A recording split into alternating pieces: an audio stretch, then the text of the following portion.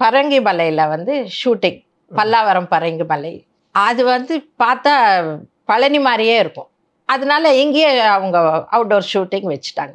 பரங்கி மலையில் ஷூட்டிங். சரி, அன்றைக்கி அங்கே போனோம்.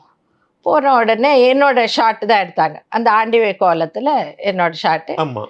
அப்புறம் அவங்க பழனி அப்போ அந்த பாட்டு பாடிட்டே இருப்பாங்க. அது அப்போ வந்து என்னாச்சு, ஒரே காற்று வந்துடுது. படம் எடுக்கவே முடியல. எல்லாம் பறந்து பறந்து போகிறது.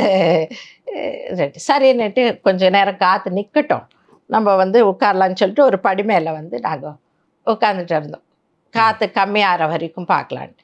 அதுக்குள்ளே வந்து அவரோட வந்து சகாதேவன் ஆர்டிஸ்ட்டு அவர் இருந்தார்ல, அவரும் அவங்க 2 பேர் தான் எப்போ பேசிகிட்டே இருப்பாங்க.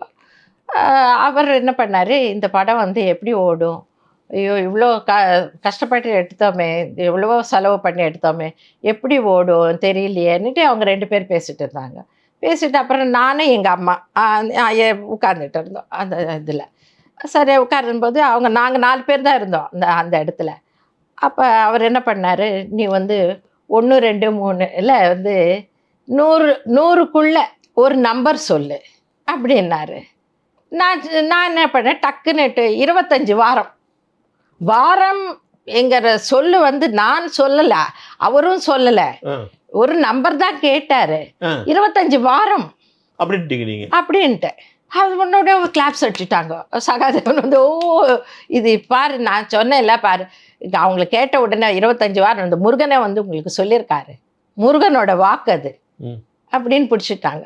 சரி, அது சரி, இது நடந்தால் வந்து நான் வந்து உனக்கு முருகனோட இந்த கல் பொதிச்சு, இந்த வைரக்கல் பொதிச்சு வைரக்கல்லுக்கு பொதிச்சு இந்த முருகன் டாலர் உனக்கு கொடுக்குறேன் 25 வாரம் ஓடின அப்புறம் அப்படின்னு சொல்லிட்டு இந்த அப்படியே சொல்லிட்டாரு.